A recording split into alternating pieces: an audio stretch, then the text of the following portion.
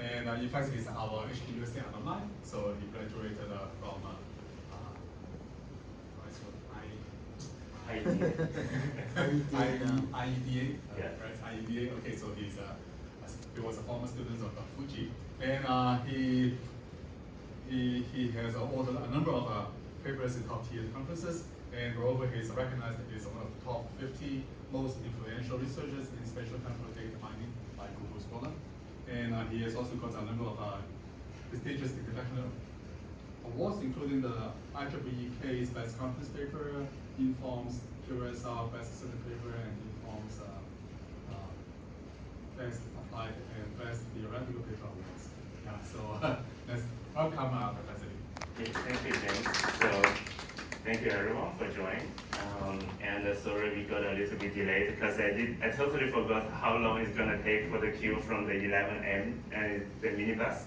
So yeah, thank you again for joining. And today I'm gonna talk.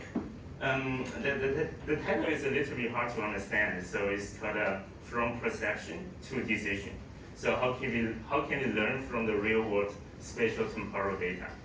So I'm currently the assistant professor in Cologne in Germany. If you never heard about this city, so the only thing that is really famous is the cathedral. Yeah. Can you see? Okay. Yeah. Yeah. So yeah, that's the cathedral. Yeah. That's pretty much everything about the city now. Yeah. So you might wonder how I start my career or my research in spatial temporal data. So that's another picture I want to share because during my PhD 4 years, I have been always working with Hong Kong MTR. So we work with them, we get the data, we use a lot of data analytics to help them to do the prediction or to analyze the customer behavior and give really commercialized, individualized recommendations. So that's how I started. So what is exactly a spatial temporal data?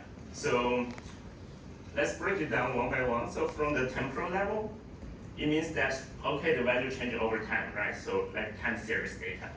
So if I tell you right now, this is from blue station, and if we move to the green station, the behavior will be different.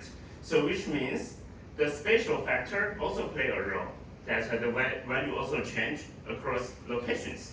So far it's only the fixed locations, and if our location is also changing, just like you drive a car, so 1 minute ago you were here, and then a minute later you're another place. So that's more like a trajectory, like the dynamic locations. So usually the spatial temporal data is high dimensional because you have different dimensions of space, time, and other features, right? And there are also other examples like the stock market. Luckily, Hang Seng Index skyrocketed like the past few days. Yeah, so and the traffic flow, and also the trajectories. Okay, so the core of spatial temporal mining or spatial temporal learning is actually try to capture the complicated spatial temporal correlation. You will see this a lot, that how we formulate or adapt or tailor our method for that. So in a broader sense, that's more than 70% of the data, you are going to say that they are spatial temporal data. For example, the signals from the multi-channels, or even the Twitter, or even some monitoring videos that is changing over time. Okay. So what can we do with spatial temporal data?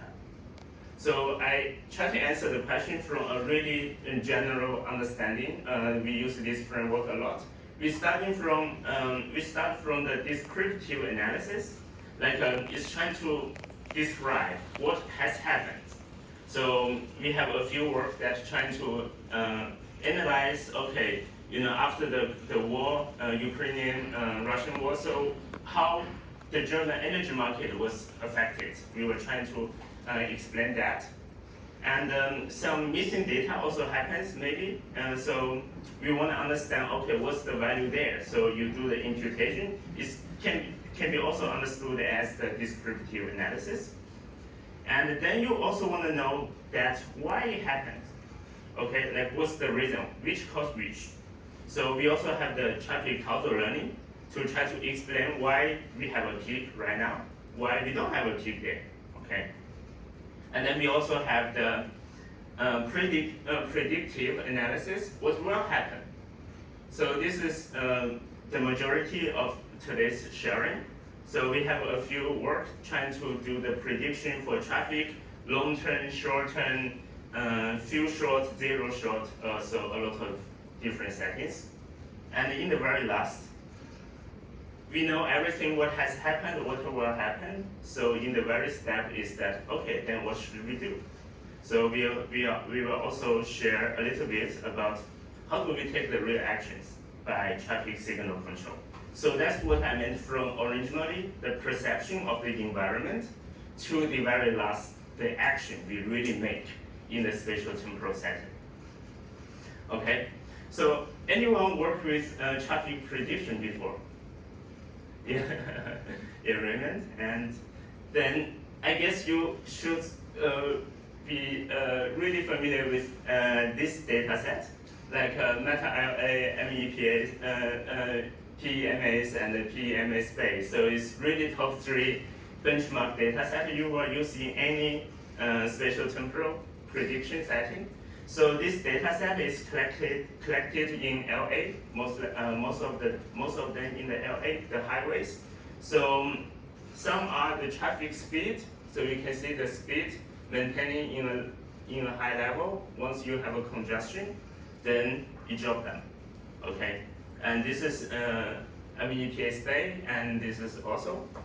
So the data is really, how to say, clean, beautiful, really good for academic research. So it's so beautiful that a lot of time, because I was working also in the industry, a lot of time those paper, the method from the paper can really not apply in the industry. So why? Because the data is too clean, okay, too beautiful, too kindergarten level. So in reality, how do we really get the demand data or the speed data? Because I used to work in Baidu, so in the Baidu map. So how do you really get that? Anyone knows? How do you really know how many cars in that lane, in that road? So there are 2 ways.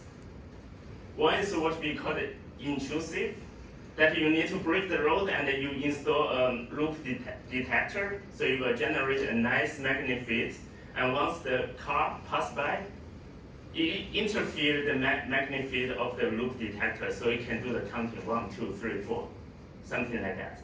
So you have 3 lanes going straight, turn left, turn right, so then you know how many cars on each lane exactly.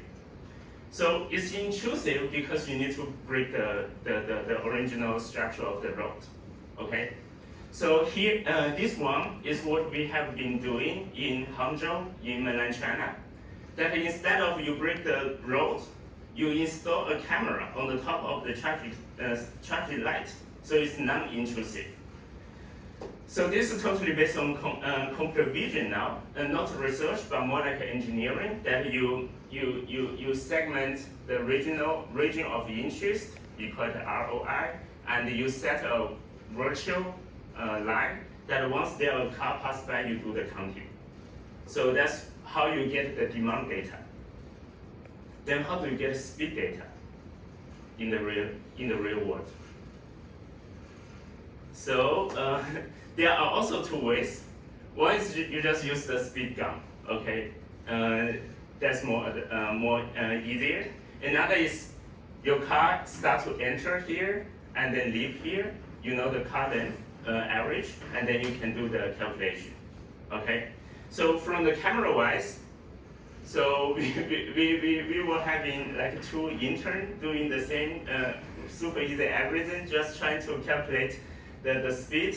So based on the camera is doing like this, okay?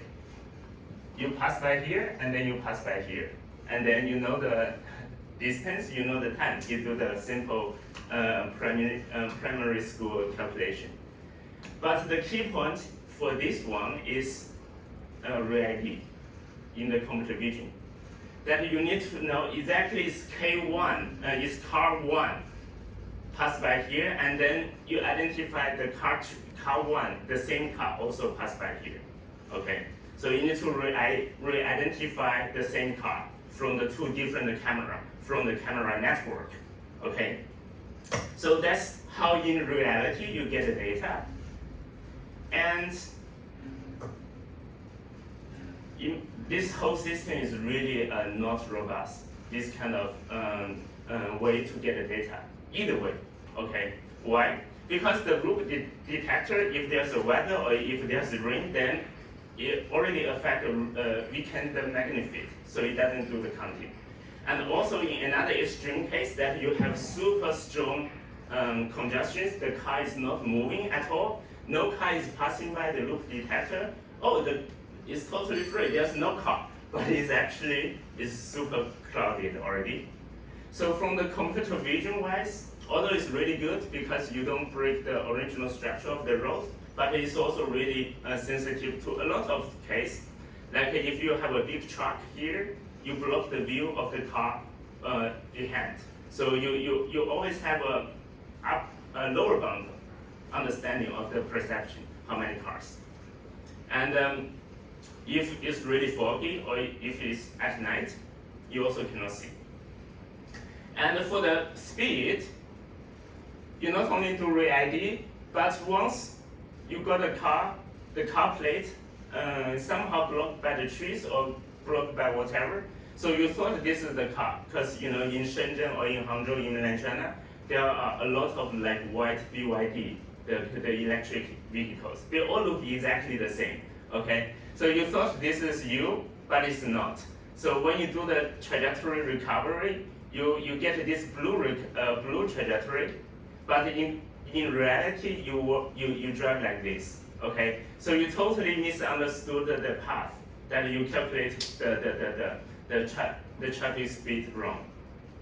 Okay, so in reality, you cannot 100% trust your data due to the noise, and also due to the system is so unrobust. You have also a lot of data missing, from a whole day missing to a few hours missing to a few seconds or a few minutes missing.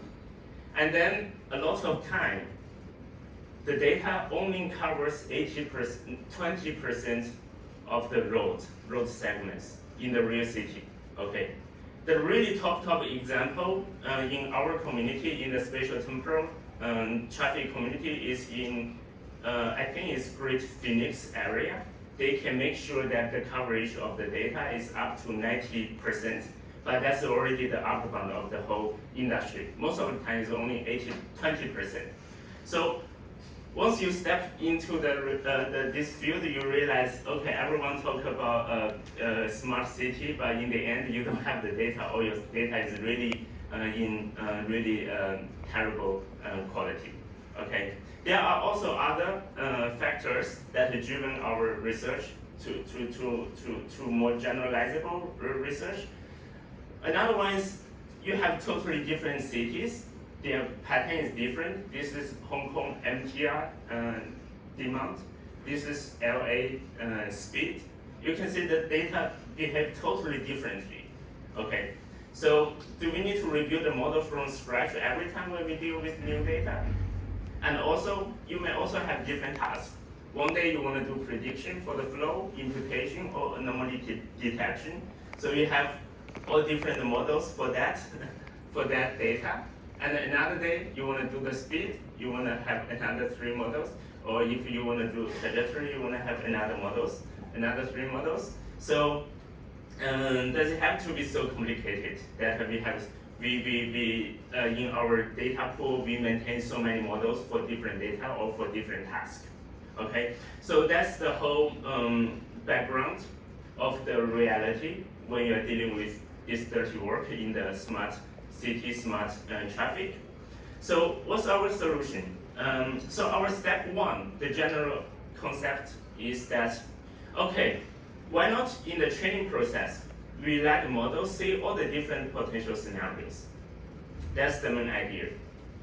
So then we take the perspective from the computer vision, the famous data set. You do the handwriting 0 to 9, the 10 digits. No matter how badly you write, so sometimes you can always recognize which number is that. So because, although these two looks really different, you put them into the embedding space as close as possible. These two looks somehow different, but you know they are 7 and 2, so you put them far, as far as possible in the vector space. So how do we do that? So basically you can design a softmax loss, for example. You want to put all those positive samples as similar as possible and those negative samples as far as possible. So you minimize the loss, so you maximize the similarity and minimize the similarity of the negative pairs. So that's the main idea. So how can we, so we break down into step by step. If you know computer vision, so this is self-supervised learning, spoiler, yeah. So how do we let the model see the different cases already during the training? Then we just augment all different kind of scenarios. For example, in the computer vision, we transform, we recolor, we crop, we add all different noise, and then these two original image and the child image in parallel, you put into the encoder, and then you get the embeddings, and you put their embedding. If they are from different class, you make them really far away to each other. If they are from the same image, you put them as close as possible. So in the end, you can get a loss like this. That's the loss we talked about before, exactly. So this is a really fundamental breaking work in 2020, I guess. It's called contrastive learning, self-supervised learning. So it learns more robust representations without using any labels, without using the cat or dog, those labels. Instead of you use yourself, okay? Because you know they are from the same parent, so you put them together. So that's why it's called self-supervised learning. So if we train model this way, we can learn really good representations. Then maybe we can use such a generalizable representations in various different downstream tasks. Okay, so can we do exactly the same thing to time series data? So can we put them into the same embedding space, and then if it's different, then we put far away into the embedding space. Okay. The three main questions we need to answer is that then how do we do the data augmentation for the time series? And how do we define the positive and negative pairs for the time series? And how do we design the loss? Okay, so this is our first solution overall for the robust. Yeah, for the generalizable and the robust spatiotemporal data models. So you want to generalize to different tasks, or maybe generalize to different location, or generalize just general to the noise outlier anomaly. So we will have 3 examples, so you can see how can we do that, how can we tailor the method. So this work, it was also with the company. We were trying to learn a really robust trajectory learning and road segment learning. Okay, so how do we do that? Always the 3 steps, okay? Contrast, positive pairs, and the loss, okay? So for the road segment, what's the contrast? We don't, what's the augmentation? We don't do any augmentation, okay? We just treat all those neighbors of the road segments as their positive samples. So we kind of soften the definition, okay? You and your neighbors, you are similar, okay? So that's the positive samples, the neighbors, okay? So our loss is defined by a mutual information of the SI, the road segment SI, and the SI's all neighbors, Okay, so we call it SJ. Okay, so you minimize the loss, you minimize their, you try to maximize their similarity. Okay, so that's the first one for the road segment. For the trajectory, we do augmentation. We can make them original ones like this. We make it detour a little bit. We can also drop some nodes, so it goes directly like this. Or we can replace some nodes so that we get a set of the original trajectory, okay, a set. So that's the set of the augmentation, and should be top price, or I think. And then that's the original trajectory. So they are all in the same positive samples, so we also minimize their distance, maximize their similarity. And this one is a new design back then. How do we do road? This is a road segment, this is trajectory. How do we combine these two together? So this one, as you can see, we try to minimize the distance between a road segment now and a trajectory, okay? So, for example, this is the trajectory. This is the trajectory. For any given road segment, we define the minimum distance and use it as a weight, so that when you are closer to the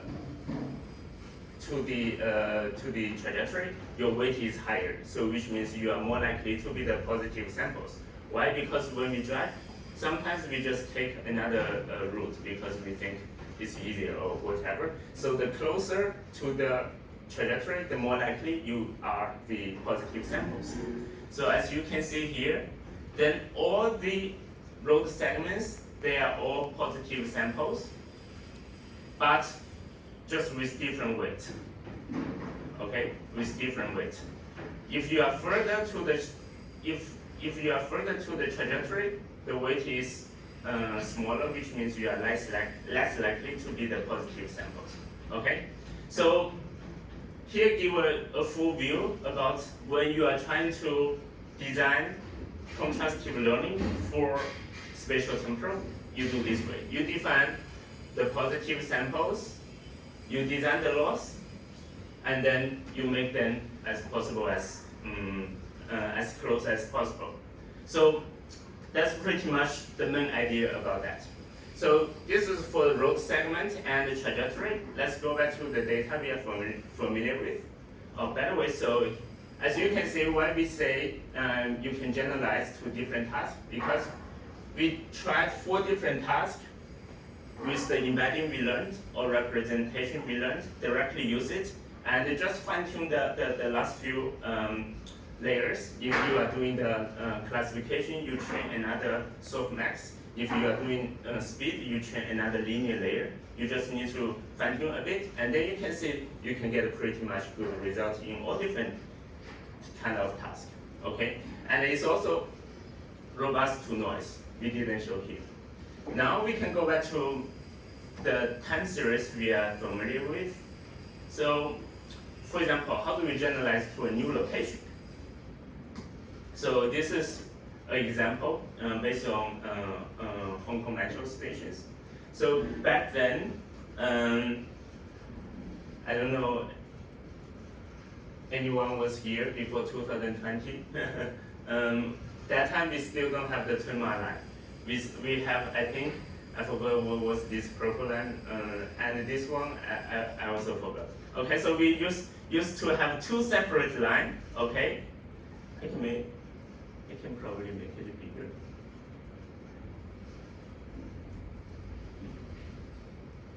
Okay, it's fine.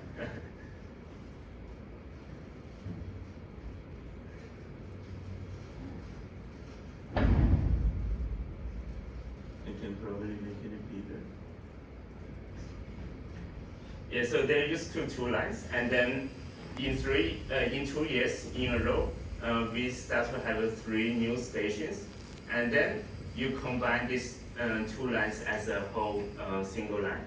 And then back then, MTR asked us, can we do a rough prediction about what's the potential demand for these new 3 locations? It's totally zero shot setting, okay? that you don't really know what will be. So we take the idea that usually you are similar to your neighbors. So when we are training, we take a random any stations I and its neighbors j. We take their time series, the demand, and then we do the embedding. And as you can see from here, R is from the these two from the neighbors. They are getting a spatial loss. You put them as much as possible, close as possible. And in this temporal dimension, you see a red window and a green window. They overlapped 80%, but they also have some non-overlapping 20% area.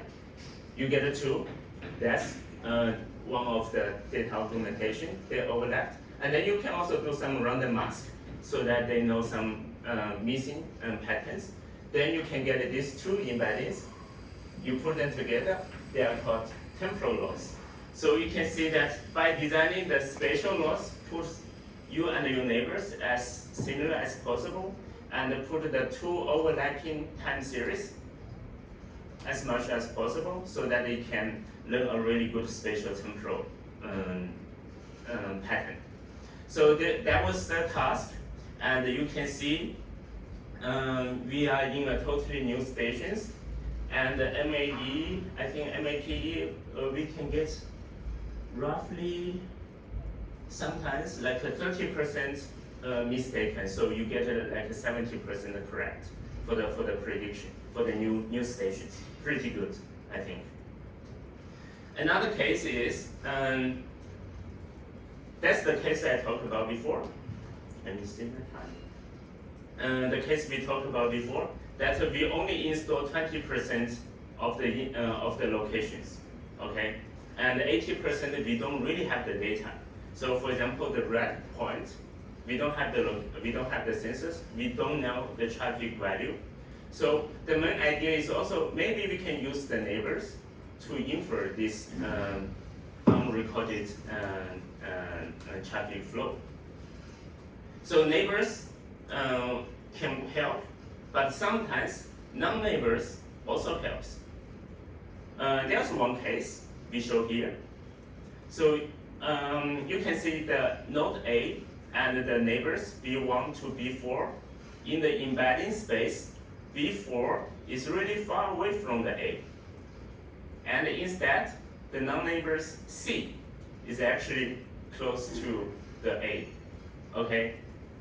Why is like this? A lot of factors. Maybe it depends on the demographic of different regions and also the functionality of different regions. So sometimes it doesn't have to be the geographical neighbors to be similar. Okay, that's one case we observe. So what we do that. Okay, so a really important setting for this case is that in the training we only have 20 stations. For example, in the testing, we need to expand our model into another 80 stations that we never seen during the training. Okay, so which means testing graph is smaller, and training graph is smaller. Testing graph, we have new nodes that you never see. Okay, so how do we also incorporate this situation into our training process? Then we also do the graph augmentation. That you can generate a lot of different graphs. Some are smaller, some are bigger, and you try to use you mask, for example, these 3 nodes, and when you are training, you use these 3 green nodes trying to infer the mask 3 blank nodes. That's one of the main idea. And also sometimes non-neighbors, as we show here, they are also important for the prediction. So we use prototypical hat, which is working like a clustering algorithm. So you cluster different embeddings and use those embeddings from the same cluster to do the mutual prediction. Okay, that's the one solution we propose for this setting. So you can see compared to other methods. In different missing, in different unsampled rate, this one means 70% of the road you don't have the reading at all. You use the 30% to guess what's the 70%. So a lot of time other method get like 100% totally wrong. Okay, we are lucky enough to get 87% wrong. Okay, which was already a hard task, but we can do it better. Okay, so in another case, you have 20% missing, which means you use the 80% to guess the 20%. Roughly, you can get 40% wrong, which means 60% correct. Okay. So yeah. So overall, why this kind of training scheme works? Why this kind of self-supervised learning works? We take the embedding out right after the self-supervised training. You get the embedding. You can see in the pre-trained phase, our method by this contrastive learning or self-supervised learning learn a way much more generalized, evenly distributed representations. We want this kind of uniformity in the general embedding space, so they can be easily adapted. And in the really downstream task, okay, for example, in the classifier, when we are doing the classification task, you can see immediately become really distinguishable among different classes. So that's maybe the reason. So by the self-supervised learning, you learn a kind of more general embeddings, and it can be quickly adapted to the downstream task. So now the question is, what if the model has seen a lot different scenarios or different data during the training? So specifically, I'm talking about, for example, GPT, large language models. They have been trained with a lot of data. So I did a quick test before I came. So I asked only the chat version, okay, not even the GPT 4.0 or 0.1 mini. So do a prediction for the next 4 numbers based on the sequence. So 1, 2, 3, 4, 3, 2 goes down, and then 2, 3, 4, 5, and then goes down 4, 5, 3. Okay, so the next one should be go up, right? Like 4, 5, 6, and then by 4 numbers, something like that. Okay, so you do it pretty well. Okay, you break down and learn the patterns, increasing, decreasing, increasing, decreasing, and then you get the final numbers is going up like 4, 5, 6, and then it starts to go down. Pretty good, pretty good. So does it work for the real-time series, like what we said before? It has a lot of noise, it has multivariate seasonality and also spatial relations. So that's another work we have been doing recently. So first of all, what is large language models? I think you have seen this kind of evolution tree a lot in the LinkedIn. So it's all starting from the very basic word vector to all different kind of birth related, and then T5 this track, and then we start to have the GPT track. Okay, so the story, I think, also LLM basically means large parameters is dealing with language originally, and it's a model. So the whole story is starting from this paper. Attention is all you need, right? So the basic attention framework basically originally used for the translation. For example, I like HKUST, and then you translate to Chinese, and then you learn the attention, right? By matching I to more, like is Zongyi, whatever, okay? So if you concat these transfer modules 48 times, then you basically get GPT-2, like roughly 1.7 billion parameters.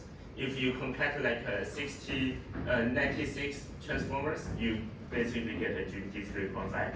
And people don't really know GPT-4, but that's a their guess.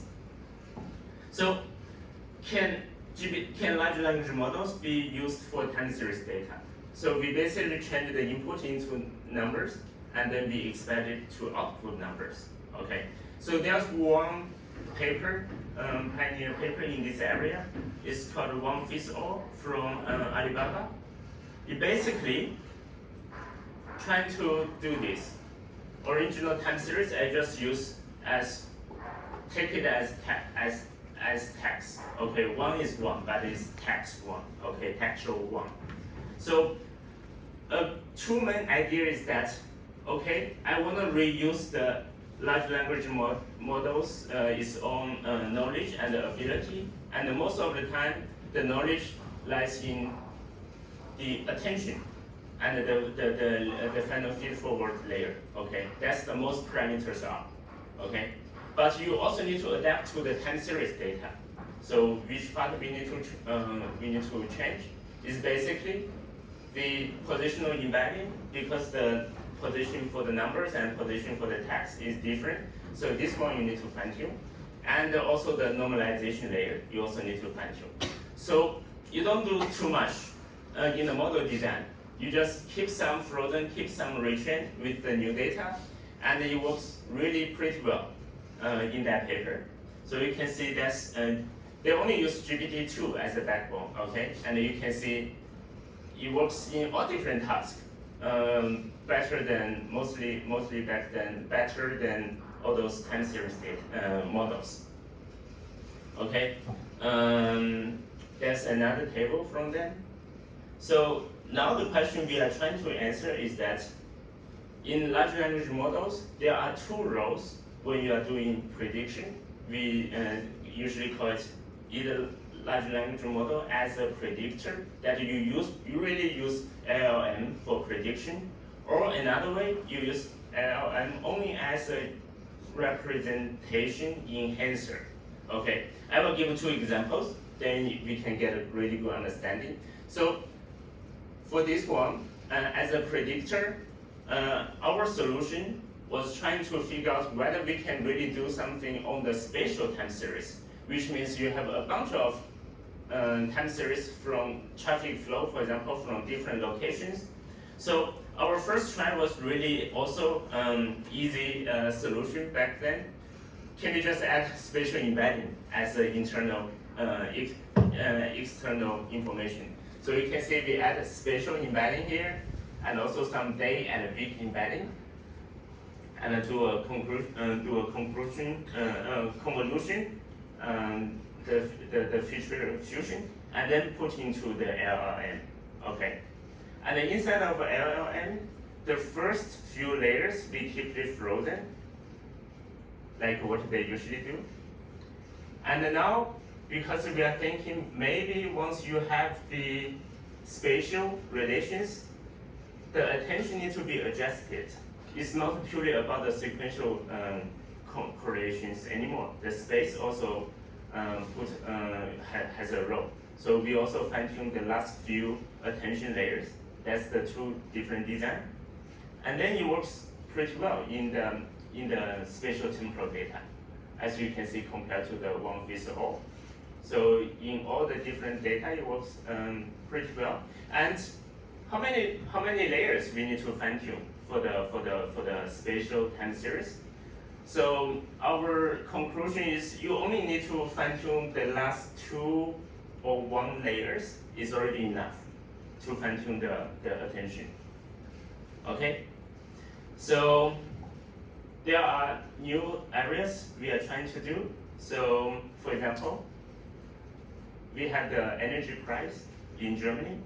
We also have all different energy regulations or news as a text. So can we combine the 2 modalities together? And another case is that we also have in the medical, clinical area, you have the ECG signals, and you also have the clinical textual report. Can you combine the 2? So there's one work we is still under review from us. Is basically you have 2 track. Okay, so this one is a transformer learning the time series. This one is the GPT, okay? And this one is frozen, this one needs to be retrained. And how do you align the two modalities? I remember like last time when I met James in the conference, I introduced the work, and he said, "Oh, you just do the cross attention." And yes, we do the cross attention. Okay, so the cross attention is that okay, we use time series as a query to retrieve the time series related text information from the prompt, and then combine them into the final output. Why we do that? Because maybe the GPT, they are stronger, so they can learn embedding stronger. So they have a better embedding, okay? It's better, but it's somehow mixed up with all the other useless text. That's why we need to do the retrieval, okay, by using the pure time series embedding as the query. So that's the main idea. And so there are a few questions I would like to highlight, and then we can proceed to the very last one. So how do we design the prompt first? So we tried a different way. We realized that the ending token, the last token somehow is really important. So first of all, we found out the last token, if it's numeric, it somehow works better. That's the conclusion one. And conclusion two is that the prompt 5 works the best. That it try to encourage the large language model to summarize the total trained is blah blah blah. So this prompt 5 works the best in our case. Okay, so that's one thing we learned. And then we also visualize the attention of the last token over the all previous token. We realize that the last token indeed put high attention on those time series value. Okay. And what has the model learned? So something really funny, really interesting. So if you remember the time series track, we use the transformer. We can see that okay, for the multivariate, different variate has different high attentions in different other variate. So it somehow learns some really individualized, localized multivariate relations. But we also visualize the prompt, specifically the attention from the large language model. And large language model somehow learn a uniform, a global pattern from the different variables. So that's what we observe. And the last one is also the visualization of the original text embeddings from different data sets, and the text embeddings, which is really messy. After the retrieval, you can see the time series embedding gets less dense, and maybe the blue and the red is kind of separate better. And then in the end, when you do the prediction, the two different all different data set embeddings has better separations. Yeah. So I think that's the large language model for the prediction, that you have even stronger perceptions. So what question still remains in the large language model prediction is that the very first question is why it works. So that's very fun process, is that we found out that it works first, and then we try to answer why it works. Okay, why the large language model trained for the text can work for the time series. Okay, so we are doing an understanding paper trying to design all different experiments to see what kind of text works the best. So we designed like a textual statistical summary as a text, or purely expert report, or news, blah blah. We try different and see what works. So far our conclusion is that the best text for the large language model to work is actually the original time series, but you put into a text form. That's so far what's our conclusion so far. And we are also trying to do it in a multitask way, not only for prediction, but also for imputation, classification, a lot. Yep. So in the very few slides, I will introduce the very last one. Is that what we present to MTR? Back then we have a really strong prediction, so we told MTR that okay, we have really strong prediction. So are you gonna do something by using this prediction? And they say no. So then we ask why. Then they say, you know, it doesn't really help because okay, I know you will be clouded, so what? So the maximum thing they can do is do a visualization. Okay? So it doesn't really help because the authority couldn't do much about it, even though you have really accurate prediction. So back then we start to think, okay, we have good prediction. What can we do? What can we directly translate such a good perception into action? So we found a really good case, and also thanks to the company I was co-affiliated with, that once you know it's gonna be crowded in the road, then you just release the traffic signal. You make the green light longer. That's the direct action you can really do.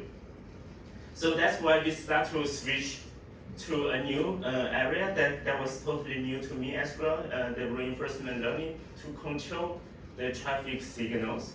So back then we have like a testing field in Hangzhou. There are like 10 different crossroads, and then we really install the cameras, and then we calculate the traffic demand, and we do the prediction, and then we deploy the traffic signal controlling plan. Okay, so that was really new to us. It's totally different field, but you are probably interested to know. So have you ever think how traffic signal is really controlled? Have you ever thought about that? Like how in real life they control the traffic signals? So let's take a look of the traffic crossroad. It looks like this, a standard one. You have the 4 legs, north, south, east, west, right? And different leg, it has different lanes. Go straight, turn left, turn right. Okay, so how do you control that? So a really important idea in traffic signal control, what we also learned back then, we were also a student to learn that, is that the concept of a phase. Okay, you have the 8 different phases you need to control, because turn right you don't need to really control. I think it's I forgot whether, I think it's mainland China, so it's doesn't apply. It's flipped for Hong Kong. Okay, so turn right you don't really need to control because you can just turn right. Okay, so you have 8 phases you need to really control. You line them up as such a matrix. We call it conflicts matrix. Why is it called conflicts? Because if you release phase this movement 1 and 2 together, you will crash. You will crash. So that's why in this entry 1 and 2 is a black. You cannot co-release. But you can co-release 1 and 5. For example, 1 and 2 and 5, for example. 2 go this way and 5 go straight, so you can co-release. So you finish this matrix and then you can get 8 different phases, A, B, C, D, E, F, G, H. Why they call this way, I forgot. I also don't know, but we call it 8 phases. That you can, each phase you can co-release 2 traffic flows. Okay. So the whole control is about the phase. Okay. There are 2 different ways. One is called a cyclic control. A really famous one is we control the diagonal, A, B, E, G, these 4 phases. And for each one, each phases, we just according to each phase's traffic situation, If it's crowded, we give longer time, 100 seconds.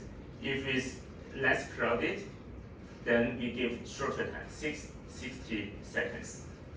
That's called cyclic, means that after A, we release D, after D, we release E, and then H, and then A, D, E, H, so it's a cycle. Another one is called acyclic. It's more conceptual, but in the US, some locations are doing that. Is that we don't do the continuous decision anymore because from 20 seconds all the way to 200 seconds, too much decision space, too big. So we fix the time for as 10 seconds, okay?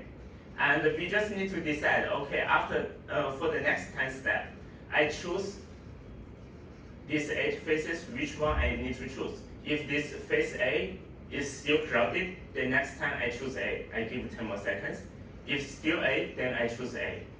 Okay, and maybe up to now, here, A is not crowded anymore, but D is crowded, then at this time I choose D, okay? So your decision space now only become 8 discrete numbers. You just need to choose 8 phases. Once you choose it, it's 10 seconds fixed.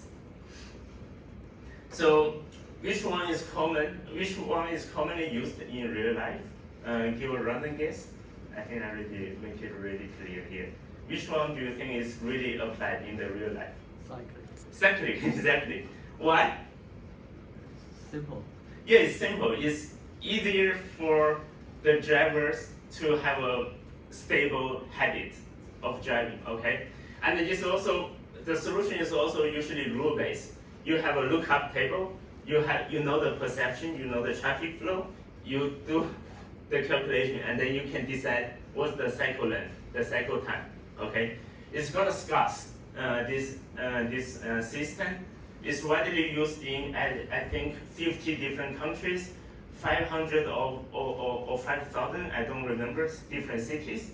It's originated from Sydney. Sydney Coordinate Adaptive Traffic Signal, something like that it's called. Yeah, it's originated from Sydney. I think in Hong Kong we also use SCAS.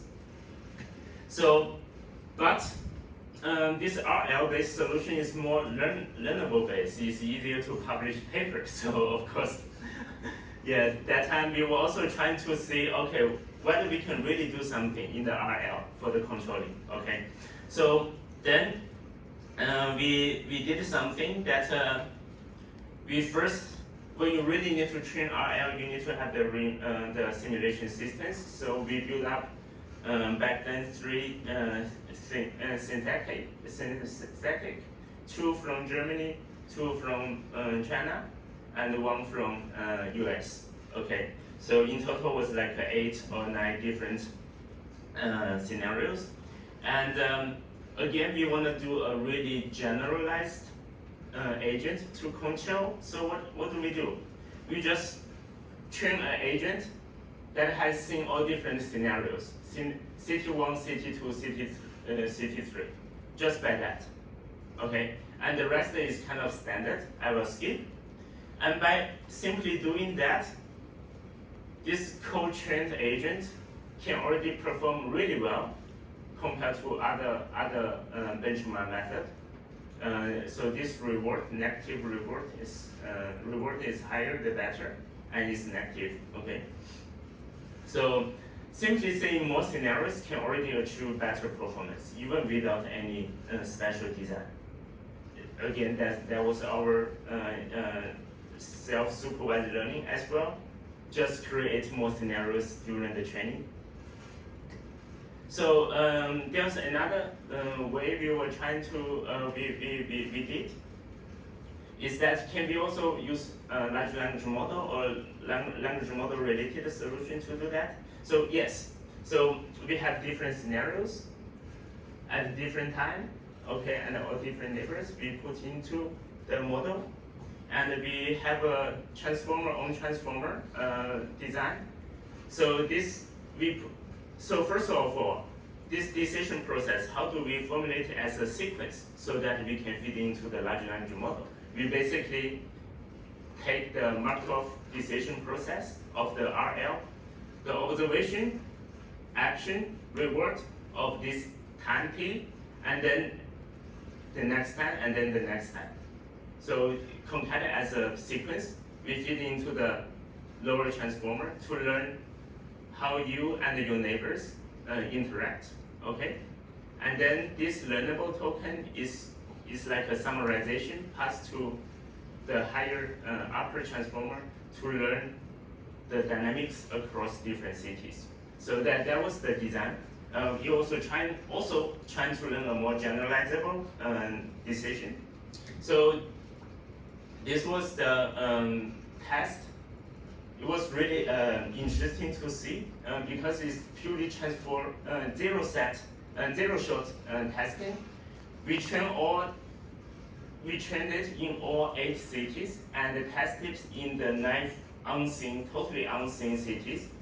We directly show the result, zero shot.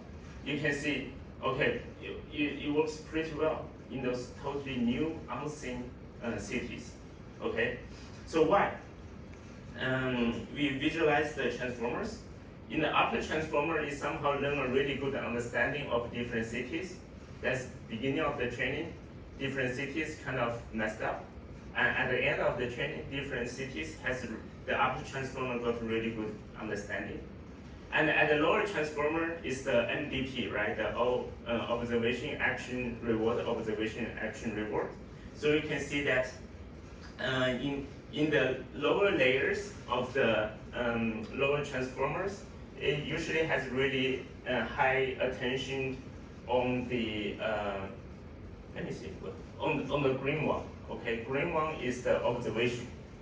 In the deeper layer of the transformer, it have more attention in the blue one is the action. Okay, so in the shallow layer, the attention is more in the observation one. In the deeper one, the attention is more in the action. So